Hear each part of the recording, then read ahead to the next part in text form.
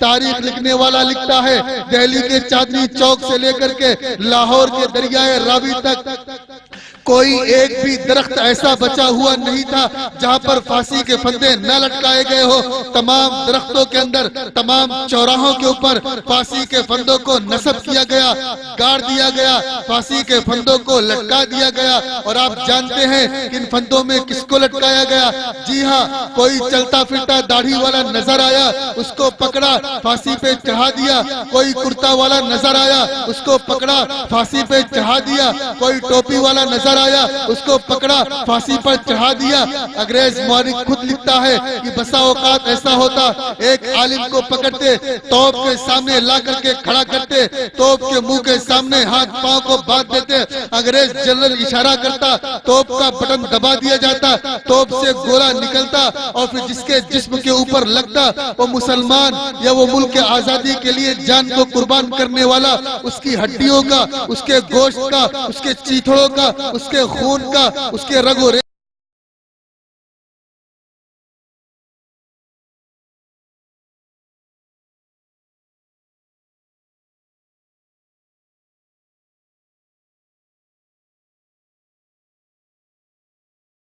मैं अपने मेहमान खुसूसी मुकर्रर शोला बयां हजरत मौलाना मोहम्मद अकरम साहब को आवाज़ देता हूँ कि वो अपने बेहतरीन अल्फाज में अपनी पूरी बात रखना चाहे। मुझे बड़ी खुशी हुई।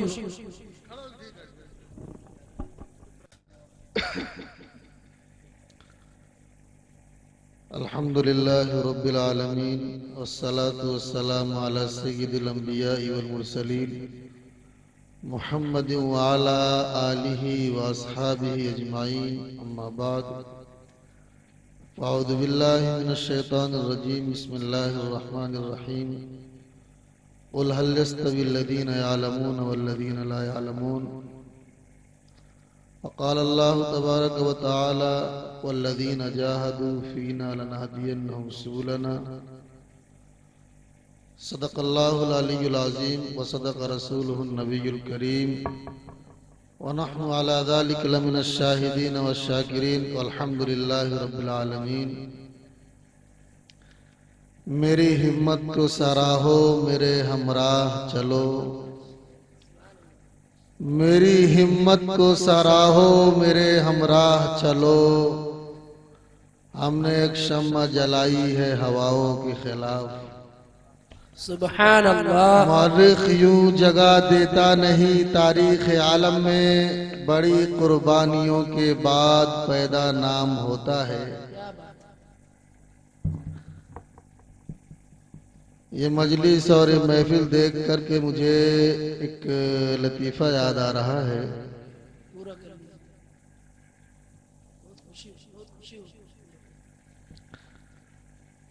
वैसे अगर इसमें मैं अपने अब्दालपुर वालों को अलग कर लूं तो शायद फिर कुर्सियां ही बचे और कुछ ना बचे।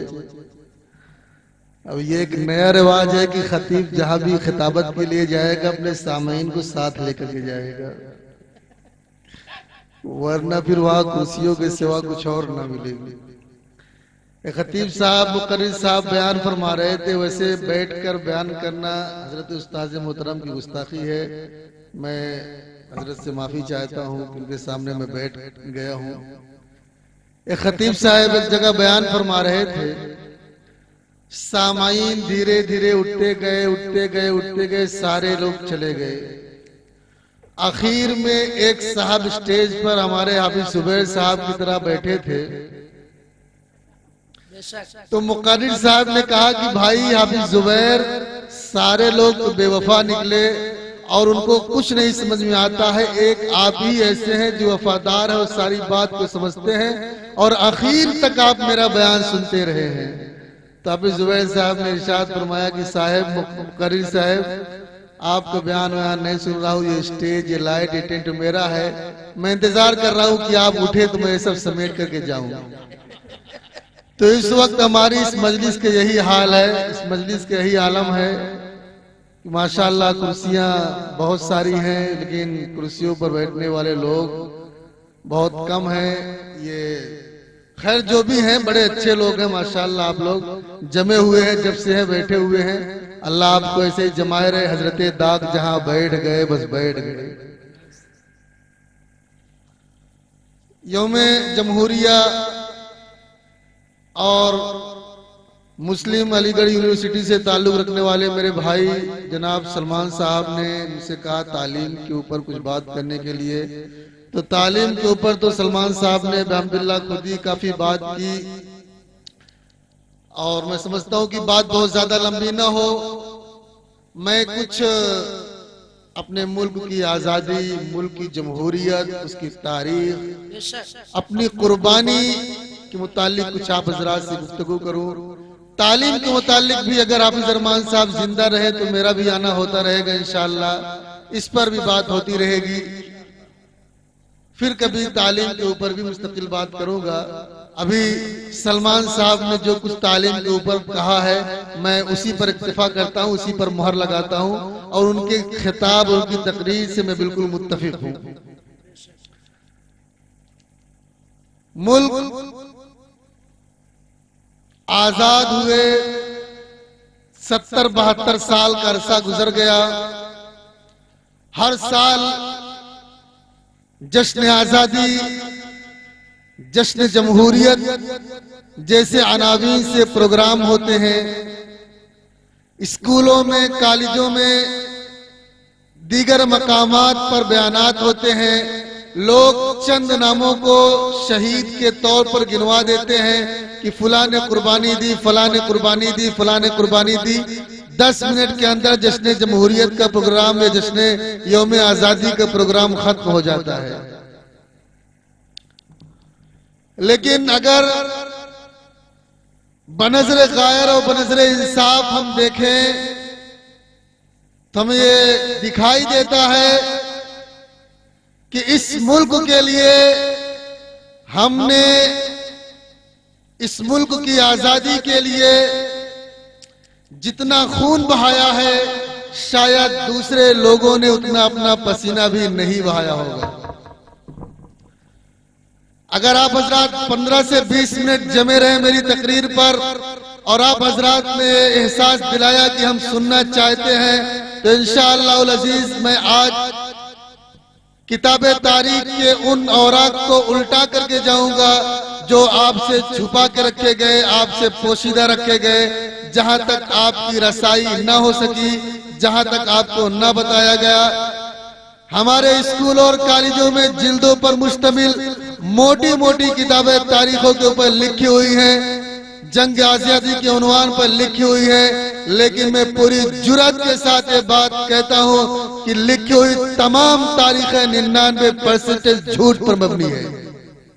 और ये बात कहने में मुझे किसी किस्म का खौफ और किसी किस्म का खतर नहीं है। और बबागे दोहल ये एलानिया कहता हूं कि जंग आजादी के मुतालिक जो भी किताबें लिखी गई है उसमें 99% झूठ से काम लिया गया है।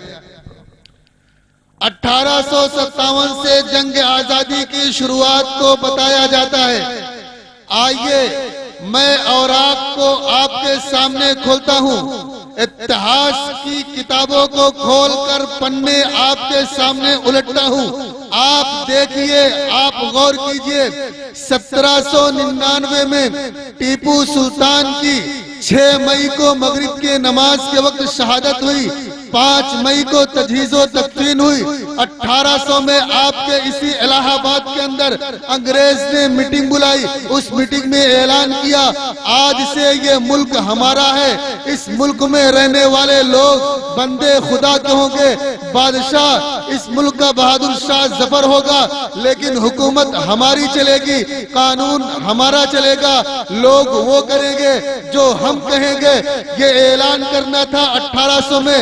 तो अल्लाह रब्बुल इज्जत का एक कानून है, अल्लाह का एक उसूल है।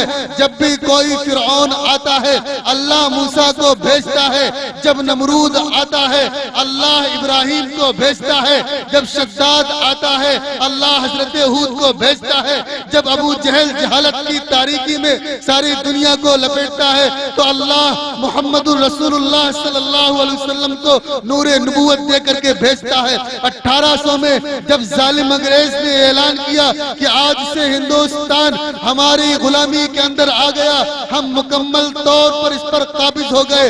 1803 और 4 के अंदर एक मर्दे कलंदर मूसा बन के खड़ा हुआ, जिसका नामी शाह अब्दुल अजीज मुहद्दिस देहलवी रहमतुल्लाह अलैह हैं, जिन्होंने तारीख हिंद में आजादी मुल्क के लिए सबसे पहले ऐलान किया कि अब हमारा मुल्क गुलाम हो चुका है। मुल्क को गुलामी से आजाद कराने के लिए, गुलामी से निजात दिलाने के लिए मुल्क के मुसलमानों के ऊपर जिहाद करना फर्ज हो गया है। सबसे पहले मुल्क के अंदर अगर किसी ने आजादी का तस्वुर दिया तो शाह अब्दुल अजीज मुहद्दिस देहलवी रहमतुल्लाह अलैह हैं, जिन्होंने ये ऐलान किया कि इस मुल्क की आजादी के लिए मुसलमानों के ऊपर जिहाद करना फर्ज हो गया है। 1803 के इस ऐलान के बाद हजरत शाह अब्दुल अजीज मुहद्दिस देहलवी रहमतुल्लाह अलैह ने मुल्क के मुख्तलिफ मकामात पर दौरा फरमाया, मुल्क के मुख्तलिफ इलाकों में आप गए, लोगों को बेदार किया और लोगों से कहा कि लोगों मुल्क तुम्हारा है, अंग्रेज जालिम ने पंजा जमाया है, इस मुल्क को आजाद कराना तुम्हारी जिम्मेदारी है। इनके 2 शागिर्द तैयार हुए, हजरत सैयद शाह इस्माइल शहीद रहमतुल्लाह अलैह, हजरत सैयद अहमद शहीद रहमतुल्लाह अलैह, ये 2 शागिर्द तैयार हुए। जब ऐलान किया हजरत मौलाना शाह अब्दुल अजीज मुहद्दिस देहलवी ने, इस ऐलान की वजह से अंग्रेज ने इनको जहर दे दिया, इस जहर की वजह से आपका पूरा जिस्म सफेद हो गया और इसी जहर के असर से 1824 में आप शहीद हो गए। लेकिन आपके 2 शागिर्द तैयार हुए, शाह इस्माइल शहीद, शाह अहमद शहीद, दोनों शागिर्द दिल्ली से चले हैं, देवबंद होते हुए, सहारनपुर से गुजरते हुए, अमृतसर पहुंचते हुए बालाकोट की पहाड़ियों में पहुंचे। मुजाहिदीन का काफिला उनके साथ था, वहां पर दुश्मनाने दीन से, दुश्मनाने मुल्क से उन्होंने जिहाद किया और 1831 में वो इस मुल्क के लिए जिहाद करते करते 1831 में अपनी जान अल्लाह रब्बुल इज्जत के हवाले कर दी। सैयद इस्माइल शहीद, सैयद अहमद शहीद और उनके तमाम मुजाहिद साथी बालाकोट की पहाड़ियों में शहीद हुए। जब मुल्क के अंदर ये बात फैली कि मुल्क के मुजाहिदीन को शहीद कर दिया गया है, मुल्क की आवाम के दिलों में आजादी की एक आग भड़क गई। 1799 से शुरू होकर के 1831 तक जो भी जंग हुई, जितने भी लोग मारे गए, आप तारीख के पन्नों को उल्टा करके देखिए, इसमें सिर्फ तने तनहा मुसलमान नजर आते हैं। 1831 से लेकर 1857 तक मुल्क के अंदर उलमाए दीन, अकाबिरीन उम्मत जज्बे जिहाद को, आजादी मुल्क के लिए बेदार करते रहे, पूरे मुल्क में चलते फिरते रहे। बिलाखिर 1857 के अंदर शामली के मैदान में, दीगर इलाकों में अंग्रेज के खिलाफ मुश्तरका तौर पर एक महाज खुला, जिसमें हिंदू भी शामिल हुए, जिसमें मुसलमान भी शामिल हुए और सबने मिलजुल करके मुल्क की आजादी के लिए 1857 में अंग्रेज के खिलाफ अलमे बगावत को बुलंद किया, अंग्रेज के खिलाफ आवाज उठाई, अंग्रेज के खिलाफ जंग की। लेकिन 1857 की जंग आजादी में सिवाय नाकामी के और कुछ हाथ न आया। और आप कुर्बान जाइए और उनकी अजमतों को सलाम पेश कीजिए। जिन लोगों ने इस जंग आजादी में शिरकत की, आप हैरान रह जाओगे नाम सुन करके कि वो कौन लोग थे जिन्होंने शिरकत की। जी हाँ, हुज्जतुल्लाह फिल अर्ज़, हुज्जतुल इस्लाम हजरत मौलाना कासिम नानोतवी रहमतुल्लाह अलैह, बानी दारुल उलूम देवबंद इस जिहाद में शरीक हुए और कमांडर की हैसियत से शरीक हुए। हजरत मौलाना रशीद अहमद गंगोही रहमतुल्लाह अलैह दारुल उलूम देवबंद के सरपरस्त अव्वल इस जंग के अंदर शरीक हुए। हाफिज जामिन शहीद रहमतुल्लाह अलैह इस जंग के अंदर शरीक हुए। हजरत मौलाना उबैदुल्लाह सिंधी इस जंग के अंदर शरीक हुए। हजरत मौलाना ममलूक अली इस जंग के अंदर शरीक हुए। हजरत मौलाना यहिया अली सादिकपुरी पटनवी इस जंग के अंदर शरीक हुए और हजरत मौलाना महमूदुल हसन और दीगर चोटी के पाए के अकाबिर उलमा ने इस जंग के अंदर शिरकत की। बेशुमार लोगों को शहादत हुई, बेशुमार लोगों को जेलों में बंद कर दिया गया, बेशुमार लोगों की जमीन और जायदाद को हड़प करके कुर्क कर दिया गया, कब्जा कर लिया गया। 1857 के बाद अंग्रेज ने एक आम ऐलान कर दिया, अंग्रेज ने एक आम ऐलान कर दिया कि जहां भी कोई टोपी कुर्ता दाढ़ी वाला नजर आए उसको गोलियों से उड़ा दो, उसे फांसी के फंदों पर चढ़ा दो, उसे समुंदर में डाल दो, उसे तोप के सामने खड़े करके उड़ा दो, उसे जला दो, उसे जिंदा जमीन के अंदर दफन कर दो। आप दंग रह जाएंगे। दिल्ली के चांदनी चौक से लेकर तारीख लिखने वाला लिखता है, दिल्ली के चांदनी चौक से लेकर के लाहौर के दरियाए रावी तक कोई एक भी दरख्त ऐसा बचा हुआ नहीं था जहां पर फांसी के फंदे न लटकाए गए हो। तमाम दरख्तों के अंदर, तमाम चौराहों के ऊपर फांसी के फंदों को नस्ब किया गया, गाड़ दिया गया, फांसी के फंदों को लटका दिया गया। और आप जानते हैं इन फंदों में किसको लटकाया गया? जी हाँ, कोई चलता फिरता दाढ़ी वाला नजर आया उसको पकड़ा, फांसी पे चढ़ा दिया। कोई कुर्ता वाला नजर आया उसको पकड़ा, फांसी पे चढ़ा दिया। कोई टोपी वाला नजर आया उसको पकड़ा, फांसी पर चढ़ा दिया। अंग्रेज मौलिक खुद लिखता है कि बसा औकात ऐसा होता, एक आलिम को पकड़ते, तोप के सामने ला करके खड़ा करते, तोप के मुंह के सामने हाथ पांव को बांध देते। अंग्रेज जनरल इशारा करता, तोप का बटन दबा दिया जाता, तोप से गोला निकलता और फिर जिसके जिस्म के ऊपर लगता वो मुसलमान या वो मुल्क के आजादी के लिए जान को कुर्बान करने वाला, उसकी हड्डियों का, उसके गोश्त का, उसके चीथड़ों का, उसके खून का, उसके रगो रेशे का कोई पता न चलता। फजा में और हवा में पूरा जिस्म बिखर जाता। बसा औकात सर ऊपर की तरफ जाता, नीचे कोई दूसरा शख्स खड़ा रहता, सर नीचे गिरता। सर नीचे गिरने की वजह से जो शख्स नीचे खड़ा रहता वो खुद भी मर जाता। कभी ऐसा होता 10 उलमा को पकड़ा जाता, 20 उलमा को पकड़ा जाता। उलमा को पकड़ के दहकती आग के सामने लाते, तेल को खौलाया जाता। उलमा से कहा जाता तुम ये कह दो कि हम 1857 की जंग में शरीक नहीं थे, या तुम ये कह दो हम आगे तुम्हारे खिलाफ जंग नहीं करेंगे, हम तुमको छोड़ देंगे, हम तुम्हारी जान बख्शी कर देंगे। लेकिन सारे उलमा बैक जुबान कहते तुम्हें जलाना हो जला दो, तुम्हें मारना हो मार दो, गोलियों से भूनना हो भून दो, फांसियों पे चढ़ाना हो चढ़ा दो, तेल के अंदर खौलाना हो खौला दो। लेकिन हमने कल भी यही कहा था और हम आज भी यही कहते हैं कि हम इस जंग के अंदर शरीक थे और अंग्रेज कल भी तेरी जंग के अंदर शरीक रहेंगे, तेरे खिलाफ लड़ते रहेंगे। उलमा को पकड़ा जाता, तेल के अंदर डाल दिया जाता, उनको खौला दिया जाता। लेकिन कोई भी एक भी आलिम या कोई एक भी मुसलमान ऐसा नहीं होता जो अंग्रेज के सामने अपनी माफी की भीख मांगता हो। एक एक करके मुसलमान मारे जाते, लेकिन कोई एक भी उनके सामने भीख के लिए अपने दामन को नहीं फैलाता था कि हमको माफ कर दो।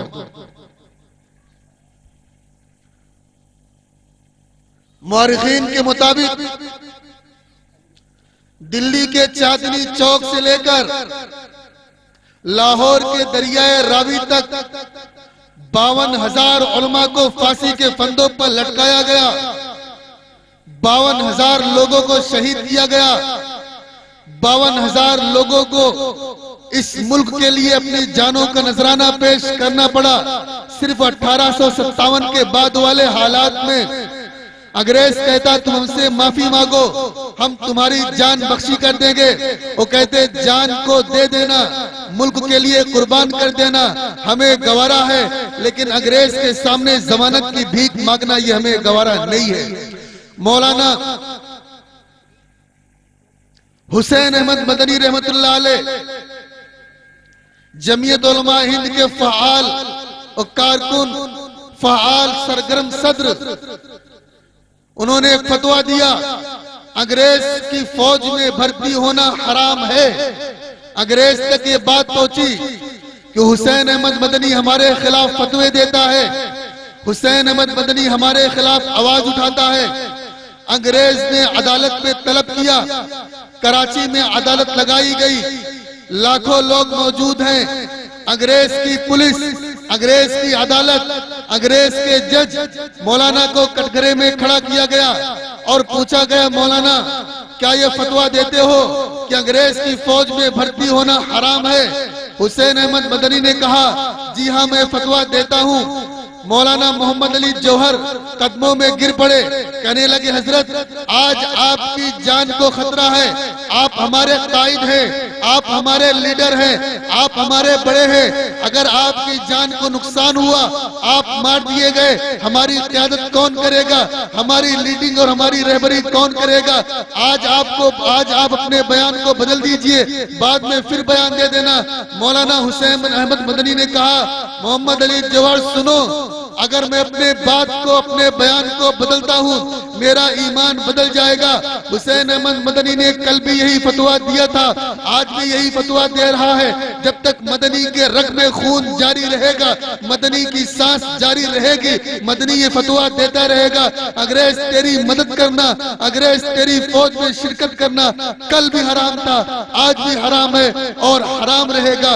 ये कहना था, ये फतवा देना था कि सारे लोग दंग रह गए। और ये एक वाक़या नहीं, ऐसे लाखों हजारों वाक़यात मिलते हैं जहां पर मुसलमान नौजवानों ने, उलमाए दीन ने, उलमाए हिंद ने बबागे दोहल अंग्रेज के मुखालिफ नारा लगाया है, अंग्रेज के मुखालिफ फतवा दिया है, अंग्रेज के मुखालफत में ऐलान किया है, बड़े बड़े इhtजाज किए हैं, बड़ी गोलियां चलाई हैं, खुद भी मरे हैं, अंग्रेजों को मारा है, अंग्रेजों को कत्ल किया है, खुद भी कत्ल हुए हैं, लेकिन कभी भी अंग्रेज के सामने झुके नहीं है।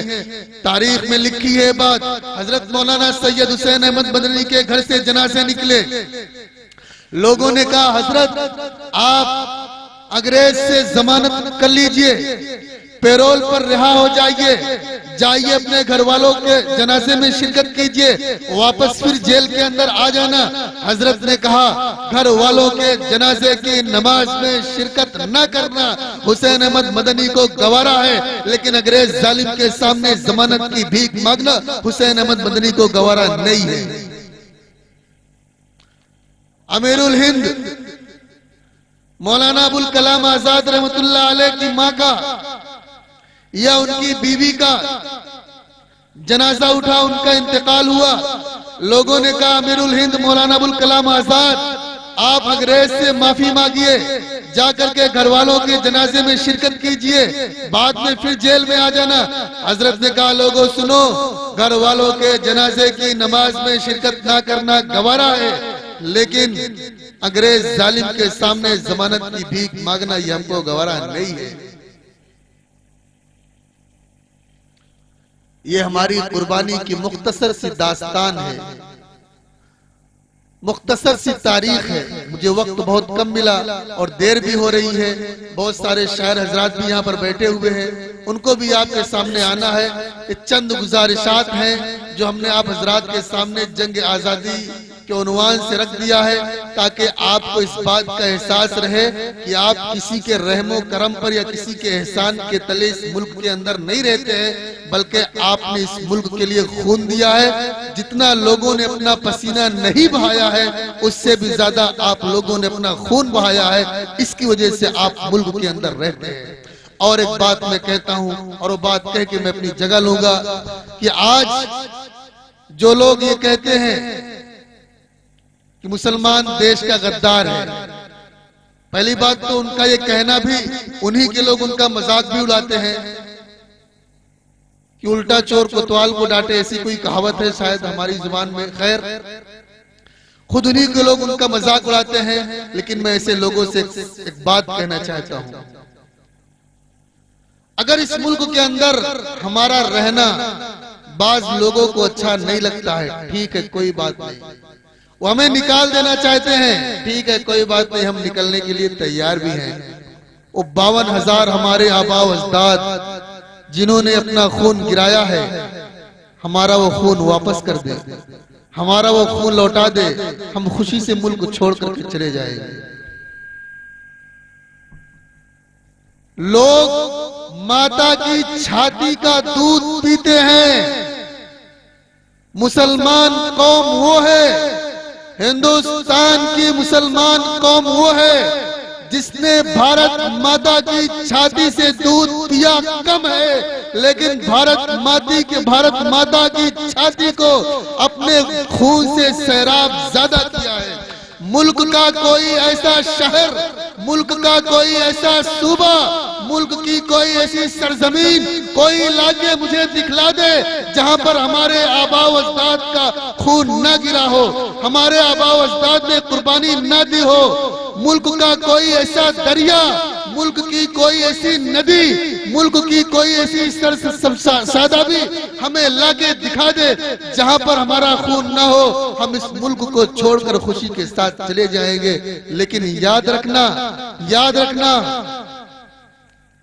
जितने लोग इस किस्म के नारे लगाते हैं वो, और इस किस्म की जहनियत रखने वाले जितने लोग आगे आएंगे वो सारे मिलकर के भी मेरे खून का बदला नहीं दे सकते हैं। तुमने भारत माता की छाती से दूध पिया है, हमने भारत माता की छाती को अपना खून दिया है। और जितनी भी हरियाली नजर आ रही है, कश्मीर से कन्याकुमारी तक, मशरिक से मगरिब तक, शिमाल से जुनूब तक, सब हमारे खून से सिंचा हुआ है। ये हमारा खून है जो हरे रंग के पत्तों में नजर आ रहा है, ये हमारा खून है जो हरे रंग की घास में नजर आ रहा है। गंगा जमुना की बात करने वालों, गंगा जमुना को अगर जबान दी जाए तो गंगा जमुना भी यही कहेगी कि हमारा जो पानी बह रहा है इसमें पानी कम, मुसलमानों का खून ज्यादा है।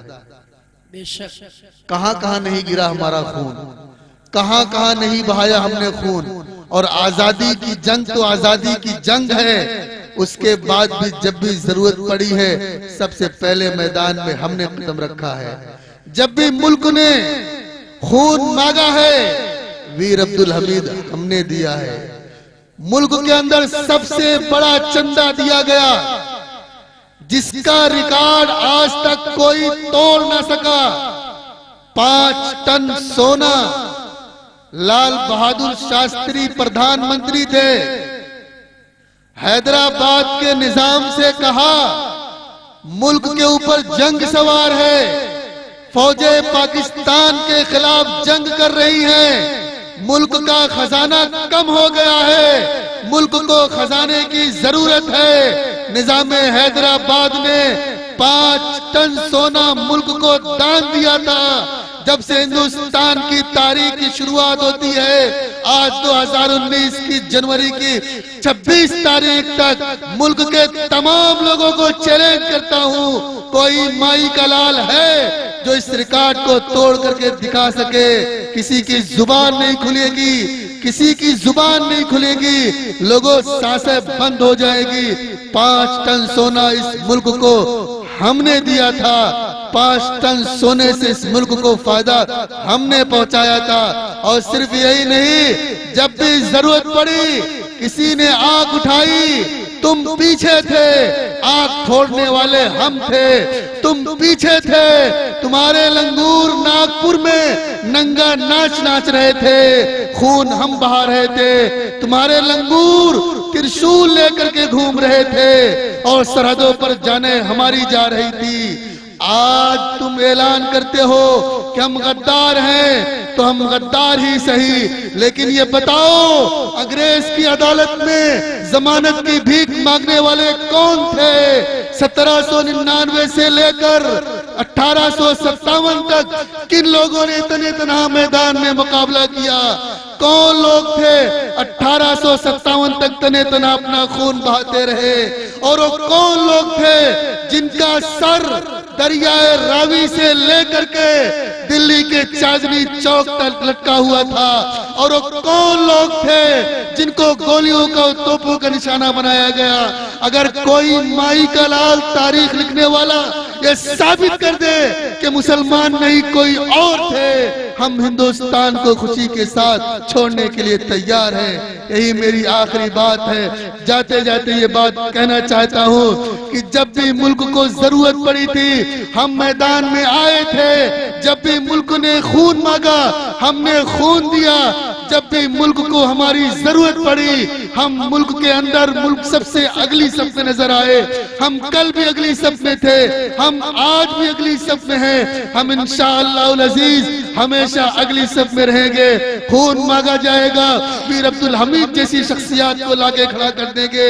और अगर हथियार मांगा जाएगा, एपीजे अब्दुल कलाम जैसी शख्सियत को ला करके खड़ा कर देंगे और अमन का पैगंबर मांगा जाएगा, प्यार और मोहब्बत का पैगंबर मांगा जाएगा। कायदे मिल्लत सैयद अरशद मदनी को मैदान में लाके खड़ा कर देंगे। जहां चाहो हम उस मैदान में खड़े हैं, जहां बुलाओ हम उस मैदान में खड़े हैं। हमने मुल्क को तन्हा कभी नहीं छोड़ा, जब भी जरूरत पड़ी हम मुल्क के लिए जानों का नजराना पेश करते आए हैं और आगे पेश करते रहेंगे। इसलिए जिन लोगों के वहमो गुमान में, ख्वाबो ख्याल में ये बात है कि मुल्क के मुसलमान वतन को छोड़ देंगे हमारे जुल्म सितम की वजह से, तो याद रखो फिरौन ने जुल्म किया था, अल्लाह ने मूसा को भेजा। याद रखो शद्दाद ने जन्नत बनवाई थी, अल्लाह ने हजरत हूद को भेजा। नमरूद ने आग जलवाई थी, अल्लाह ने हजरत इब्राहिम को भेजा। अबू जहल ने जहालत फैलाई थी, अल्लाह ने मोहम्मद रसूलुल्लाह को भेजा। अंग्रेज ने जुल्म किया था, देवबंद के अकाबरीन को अल्लाह ने भेजा। इस वक्त के फिरौनों, नमरूदों, जालिमों, जब भी तुम जुल्म करोगे अल्लाह तुम्हारे खिलाफ, अल्लाह तुम्हें मिलिया मेट करने के लिए, नेस्तो नाबूद करने के लिए मूसा को भेजते रहेगा।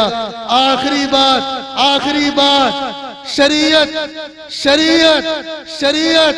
कोई माई का लाल पैदा नहीं हुआ है, कोई माई का लाल पैदा नहीं हुआ है जो शरीयत के एक जबर जेर पेश को बदल सके। इन्ना नहनु नज़्ज़लना ज़िक्रा व इन्ना लहू लहाफ़िज़ून। उस परवरदिगार ने इसको नाजिल किया है। इस शरीयत उस परवरदिगार की भेजी हुई शरीयत है। इस शरीयत का मुहाफ़िज़ खुद है, इस शरीयत की हिफाजत करने वाला और रब खुद है। इस शरीयत को बचाने वाला वो परवरदिगार खुद है। दुनिया की कोई ताकत, दुनिया का कोई बम, दुनिया का कोई असलहा, दुनिया का कोई भी नेता, दुनिया का कोई भी लीडर हमारी शरीयत के एक जबर जेर पेश को बदल नहीं सकता है। और ऐसे लोग आते जाते रहेंगे, आते जाते रहेंगे, आते जाते रहेंगे। आपको घबराना नहीं है, आपको घबराना नहीं है। आपको कुरान पर ईमान को मजबूत रखना है, कुरान की तालीमात से आगाही हासिल करनी है।